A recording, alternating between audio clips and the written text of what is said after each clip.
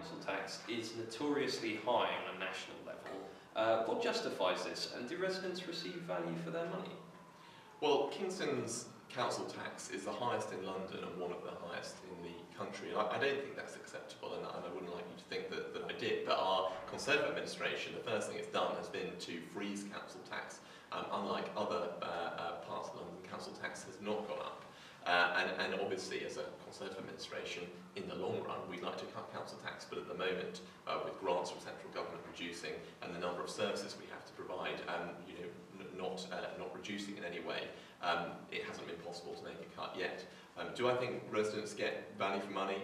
I think the new Conservative administration is trying very hard to make sure that they do get value for money, and that whilst we pay the highest council tax in London, people get the best quality services, but it takes a long time to bring about change, and they've been in power for less than a year, so watch this space. Well, I'm a resident here, and I don't like paying enormously high council tax. We actually don't think council tax is that progressive. You have lots of people with different ranges of incomes paying, extortionate amounts of money in some cases, and it is very expensive in Kingston, as you said. We'd actually do away with council tax. We'd replace it with a land value tax, which has numerous kind of economic benefits, but also as well it discourages people from buying up properties and leaving them empty as well. So it also ties into the housing crisis. Because when you're only paying for the value of the actual land and not anything that's built on it, that kind of gives you an incentive to actually make good use of that land, because why would you just want to be paying money on empty, useless land? Yeah. So that's actually how we would deal with council tax, is scrap it and replace it with something better. Okay. That is a very good question indeed, yeah, that the Kingston residents pay, I think it's one of the highest council taxes in the country, and what do they get for that? I don't know. Is that good value for money? I don't think it is, actually.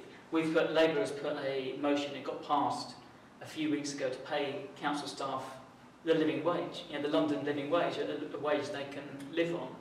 Now, I can't believe that over the past, 13 years of Liberal Democrat control of the council, we've got sky-high council tax, and they can't afford to pay their staff a wage they can live on. They can put a roof above their head and food on the table. So I don't know where this money's going. And they've argued against that as well. They argued against paying their staff minimum wage. Well, with that amount of council tax, should be able to pay a living wage, and should be able to keep the streets cleaned, and should be able to supply police onto the streets as well to combat these social problems as well. So I think there needs to be a lot of investigation into how that money's being spent. Okay, so with regard to council taxes in Kingston, I mean, the idea of having a progressive tax system is that the wealthier individuals are taxed more. But we support a fully funded benefits system, and in order to fund that, we do need to put some taxes on people. We're not interested in raising council taxes. What we really want to do is to fund the welfare system, fund the NHS, through not just progressive taxation, but looking at where is the money in society. So one of the reasons why things are being cut now is that the main party is saying, well, the money isn't there. And I think it's fair to say that you know, and I know, and everyone else knows that there is money in this country, and what we really need to do is look at who's controlling that wealth. And wealth is not just concentrated in the hands of rich individuals, it's concentrated in the hands of corporations, and it's concentrated in lining the pockets of bankers in the forms of their bonuses, and just sitting around in bank accounts, and they've been reprimanded by the IMF for not reinvesting this money. And this wealth is being used not for the betterment of society, but really against the betterment of society. And what we would say is that we want to take those companies that dominate our economy, and the banks that dominate our economy, and take them under public ownership, take them under democratic control, and make sure that that wealth can be used to fund our public services, and to be used for the good of everyone, and not just for the good of the 1% at the top of society. And yes, firstly I recognise that the Kingston council tax is the highest, I believe, in London and 7th highest in the UK. Do residents get value for money? Absolutely not. I don't believe that Kingston deserves to have the highest council tax. I believe that a lot of money is wasted in inefficient